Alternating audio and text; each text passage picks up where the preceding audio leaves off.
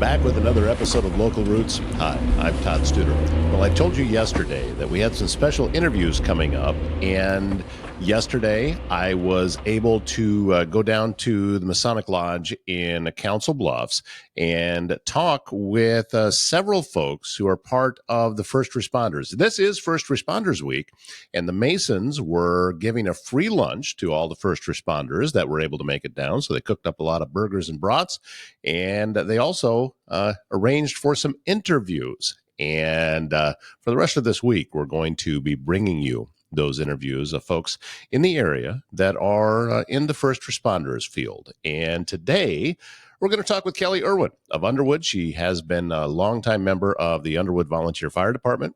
And we're going to learn a little bit more about what goes on with that. And especially, with the volunteer fire department world. That's how I grew up. With a tiny little town, that's the fire department was all volunteers, and that's what they have in Underwood. So we are going to learn more about that from Kelle Erwin here in just a little bit. In the meantime, do you or does someone you love need in-home care? Home Care Advocacy Network helps you maintain your own privacy in your own space while still receiving care and support with a personalized touch. Aging in place can be critical for many people. Home Care Advocacy Network can meet those needs with an understanding that assisted living is best at home. HCAN of Southwest Iowa brings the personal touch to care at home in Glenwood, Red Oak, Clarinda, Council Bluffs, all of the surrounding communities. Visit hcan.com/Southwest Iowa to learn more. Do you have a leak, maybe a clogged drain, or planning a big remodel? Waldstein Plumbing in Council Bluffs has you covered. Fast, reliable service and expert craftsmanship. They handle everything from small repairs to major installations. Locally owned, they take pride in doing the job right the first time. Residential or commercial, big or small, when plumbing problems strike, call Waldstein Plumbing. Visit them online at waldsteinplumbing.com. Also, AirServe Heating and Air Conditioning, another great sponsor of Local Roots. And we encourage you to check out the podcast that is hosted by Travis Waldstein. It's called Circle of Trades. I think you'll really enjoy it. Well, one of the things that I really love about my job is that I get to talk with people that I've known for a while in different capacities, which, usually, the last time you and I spoke, we talked about the towing company. But today, since it's First Responders Week, we are going to talk about the work that you have done and a lot of folks have done in Underwood with the Underwood Volunteer Fire Department. Yeah. Which I grew up in a small town that's what fire departments were. They were all volunteers. Yeah. So that's what you have done, and you've been doing it for quite a while. Almost 30 years. 30 years that you've been involved with this. So what is it about serving your community in that way that has drawn you to that and kept you with it for that long? I don't know. I guess it goes back to when people say it takes a village. Underwood's not small anymore by any means. Back in the 90s, it was smaller. My dad owned the business, so I knew people in the farming community, even though they're not within the city limits, is your family. So, I mean, and our fire district obviously is out into the, the farming community and stuff. It's just about taking care of somebody if they need you, which makes it harder on the harder calls. Because you know them. Exactly, yeah. But it's, when I first started, they didn't have those posts that had the 5 digits or whatever for the addresses. It was like either rural route 1, rural route 2, rural route 3. Yeah. And so when it would come over the dispatch, it would be so-and-so's address. So there wasn't very much privacy back then. So if you had a scanner at home, you could hear the fire department's going to so-and-so's again, and they fell down or whatever. And I think it was just, just taking care of your community, taking care of your village. It takes a lot of us to take care of, and we rally also around people that we know, like if a spouse had died, and so if it's Mrs. Whoever and she lives out there alone, we're on it, we take care of it. We take care of them. We're kind of their first line because every time they get scared, they want to call 911. We're their first call because they don't have many other people, or many other resources. So sometimes the calls aren't necessarily an emergency, but we respond nonetheless and take care of them, whatever their needs are. Well, and it's just a combination of a lot of things in there, and because emergencies will happen. I mean, unfortunately, that's just the nature of things, that you hope that you can go long periods of time in between, but eventually something's going to happen. you need to be ready for it. And as an outsider looking in, I would think that that makes it more difficult to stay in a state of preparedness because it's not as frequent as maybe it would be in a larger metropolitan area than just in a small community like Underwood. We're blessed. I feel like Underwood, I would say many of the other volunteer fire departments in Pottawatomie County have an influx of paid firemen that volunteer on their time off. So not only do they do it full time, they step up when they're at home and join the volunteer fire departments, and they respond too. So those people are very resourceful in helping train the volunteers. We probably obviously don't train as much as paid volunteers, but a lot of us get together. Neola is phenomenal. Neola is amazing. They have great training. They have a huge younger crew right now that has stepped up, younger guys in their community. And they always invite us to their training. And a lot of us volunteer fire departments work together with training, and we'll, like if we do a propane fire training, we'll tell other departments, hey, come, we're having training this day. And so that's our village too. Our village is our other volunteer fire departments, not just our community itself, Yeah. So. How do you know what to train for? I mean, is that just haven't been in it for that long, or are there like mandates that come down from a larger organization say, hey, you guys should work on this, or how does that work? Kind of both, but like I said, we're kind of blessed because we do have those firemen, those full-time firemen, and so they're kind of on the up and up, and they keep us up to date. And yeah, there are mandates for certain things, especially in the rescue aspect of it.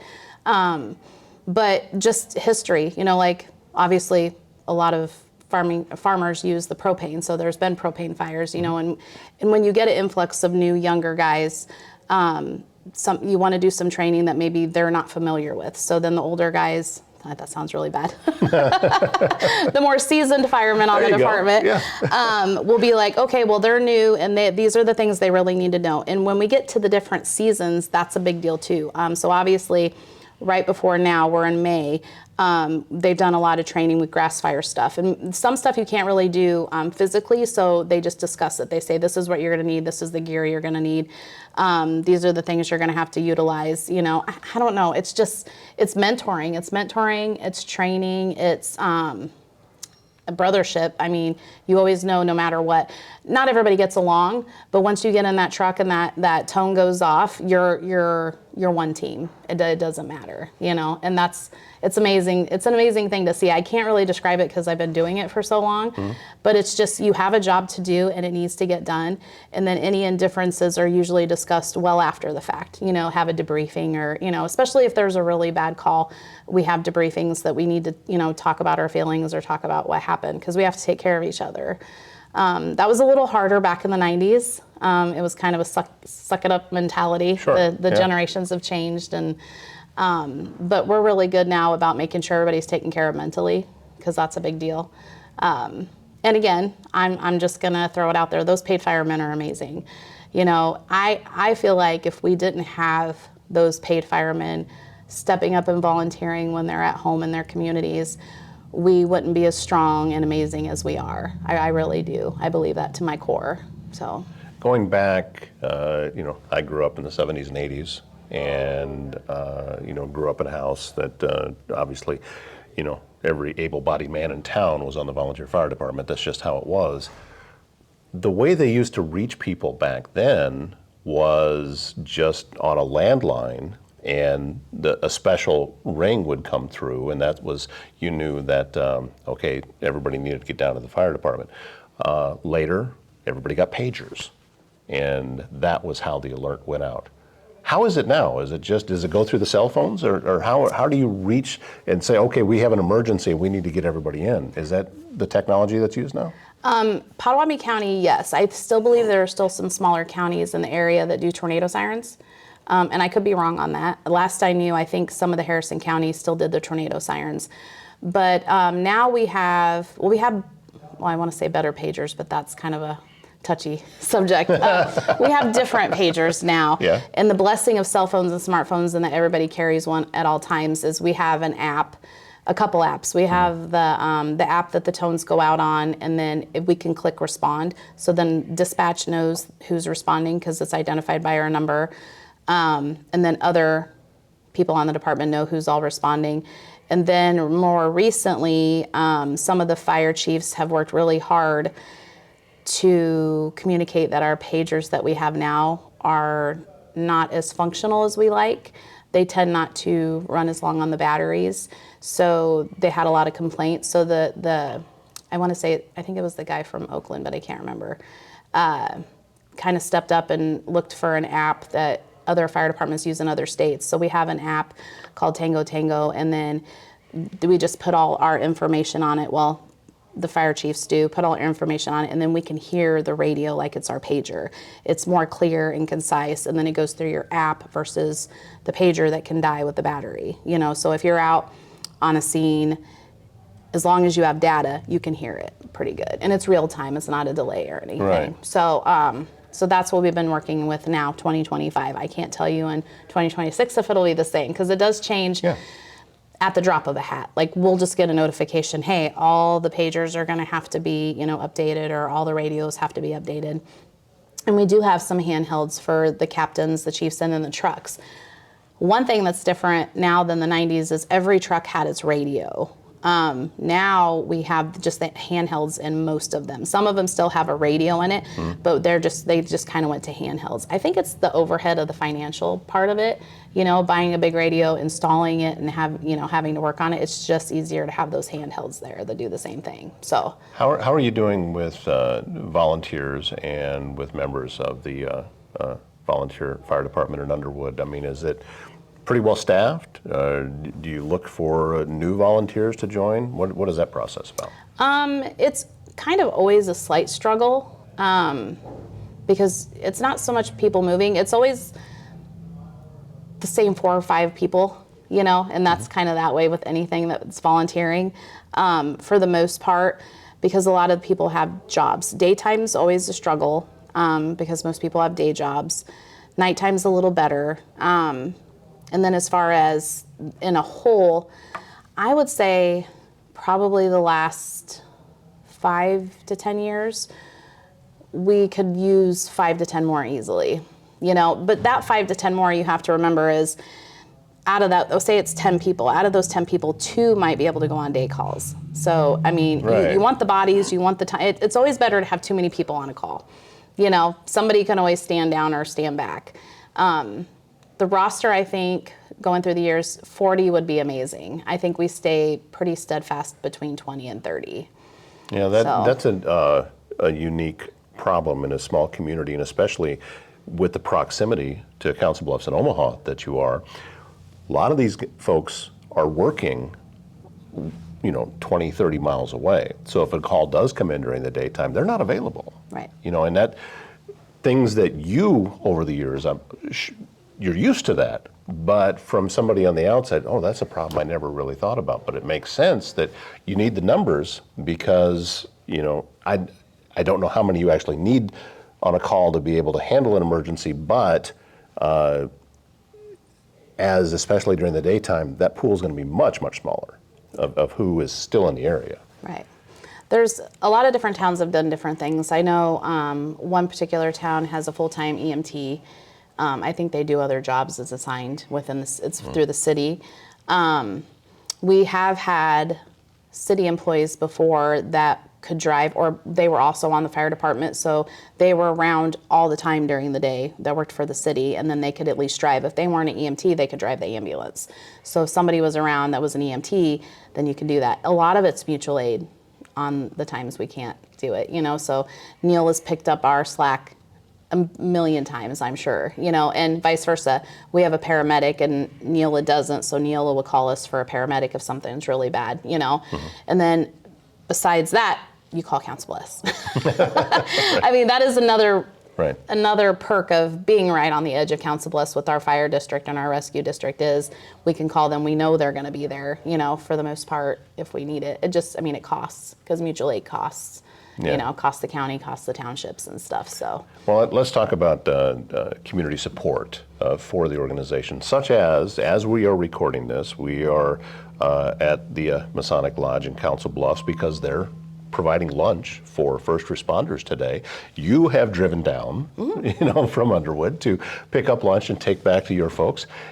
And that's just one area where communities pull together and support those that are out there doing that kind of thing. And it's not so much that you can't go get your own lunch, but it's an appreciation and say, hey, we recognize you guys, and we want you to know that we appreciate what it is that you're doing. And that's one of the reasons I like coming down here and hanging out with the Masons, because they're huge believers in that. Yeah. We don't have a lack of support at all. I think supporting fire department to fire department is probably the best that I've seen. The sheriff's department, the Council Bluffs Police Department, were BFFs. I mean, we can't work one without the other. I mean, sometimes there's always the joking, who's going to get there first, who's the real first responder, and who's the second responder. Because we always call the policemen the first responders, because they're really there before us a lot of times. So we're kind of the second responders. But and as far as the farming community, the citizens of the city, I mean, they always come out in droves. We only do 2 basic fundraisers a year. We do the fall supper dinner, and then we do the spring pancake breakfast thing. And they always come out in droves. Mm-hmm. So we have no lack of support. So.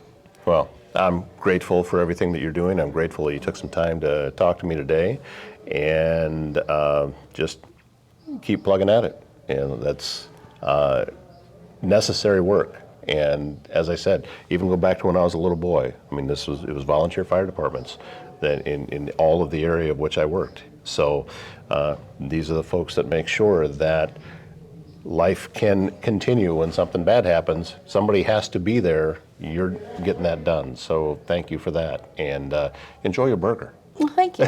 Thank you for the opportunity to talk about it. Yeah. I appreciate it. More interviews coming up this week from first responders from around the area, and a big thank you to the Masons in Council Bluffs for putting all of that together. They do a lot of volunteer work in the area, and yesterday was just about them giving back to first responders. And they have one coming up for law enforcement next week, and we're going to be heading back and talking with a lot of folks in that industry as well. Castle & Associates of American Family Insurance is your local insurance provider for all your home, auto, life, business, and farm insurance needs. 4 convenient locations in Council Bluffs, Trainer, Bellevue, and Elkhorn. They are local and in your neighborhood, ready to help you navigate the complexities of insurance today. Travis and his team educate, advise, and simplify insurance, all to protect those things you cherish most. Give them a call for your free quote. And if you need precision metal fabrication done right, look no further than Foxco Fabrication in Council Bluffs. Custom welding, large-scale manufacturing, bringing your ideas to life with expert craftsmanship and cutting-edge technology. Could be industrial, commercial, maybe it's just some custom fabrication. They're going to get the job done on time and built to last. Locally owned, proudly made right here in Southwest Iowa. Their home in Council Bluffs, built to perform and made to last. Visit them online at foxcofab.com. As we mentioned, this is First Responders Week, so we have more interviews with first responders coming up over the next couple of days. So we encourage you to pull us up every morning. New episodes of Local Roots are released at around 8 a.m. each morning here on Facebook, on YouTube, on Instagram, wherever it is that you're watching. It's coming back there again. All right. That's going to wrap things up for today. My name's Todd Studer. Have a wonderful Wednesday.